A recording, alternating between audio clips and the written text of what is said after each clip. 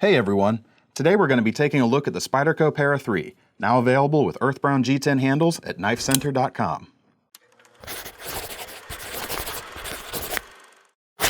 The Para 3 is an offshoot of Spyderco's Paramilitary family, originally released in 2016 as the smaller cousin to the powerhouse Paramilitary 2. It has all the features you know and love from the larger model: a full flat ground blade with Spyderco's iconic round opening hole, a 4-position pocket clip, and a compression lock for safety and easy one-handed operation. Overall, the Para 3 is one of the best EDC knives that money can buy.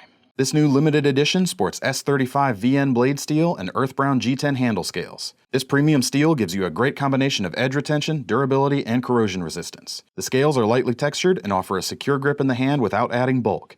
And the earth brown color is easy on the eyes, which pairs well with the satin finish on the blade and metallic pocket clip. We love how well these materials work with Spyderco's highly refined design and construction on the high-performance Para 3. If you like what you see but want something a little bigger, the Paramilitary 2 has the same pedigree, and you can also get it with S35VN and earthbound handles at KnifeCenter.